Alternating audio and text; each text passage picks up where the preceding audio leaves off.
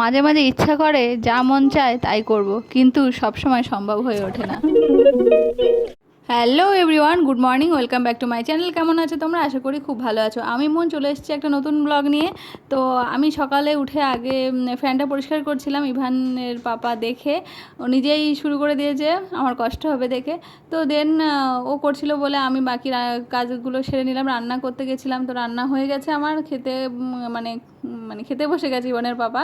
তো আজকে রান্না হয়েছে বেগুন ভাজা, ডিমের তরকারি আর পটলের দোরমা। তো আমরা দুজনে খাওয়া দাওয়া করে ইভানকে খাইয়ে নিয়ে দেন রেস্ট করছিলাম। রেস্ট করার পরে আমরা একটু বেরোলাম, বেরিয়ে আসলাম সেই চায়ের দোকানে, যে দাদার দোকানে আমরা চা খাই। তো অনেক দিন চা খাই না, তো এসেছি চা খেতে।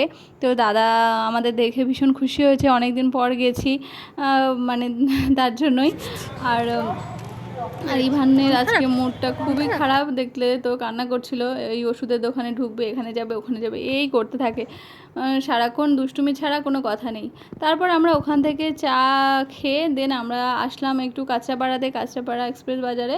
তো এখানে কিছু শপিং করব, টুকিটাকি জিনিস এখানে আনার পর ইভান একটু খুশি হয়েছে। তো দেখা যাক কী কেনা যায়, মানে যাই দেখি সবই তো পছন্দ হয়, সবই কিনতে ইচ্ছা করে। যাই হোক, তারপরে ওখান থেকে আমরা ফিরে আসলাম হচ্ছে কাঁচরাপাড়া স্টেশনের পাশে যে বাজারটা আছে। তো বাজারটা রাতেই হয়, খুব সুন্দর বাজার বসে, সবজি থেকে মাছ থেকে সবই টাটকা পাওয়া যায়। তো আমি এখান থেকেই এখন বাজার করি আর কি, সব কিছু ভালো পাওয়া যায় এর কারণেই। তো ইভান দেখো, ও নেমে পড়েছে বাজার করতে আর কি। কিছু মাছ নিয়ে নিলাম আর কিছু সবজি নিয়ে নিলাম, দেন আমরা বাড়ি চলে আসলাম। ইভান দেখো শুয়ে শুয়ে কান্না শুরু করে দিয়েছে।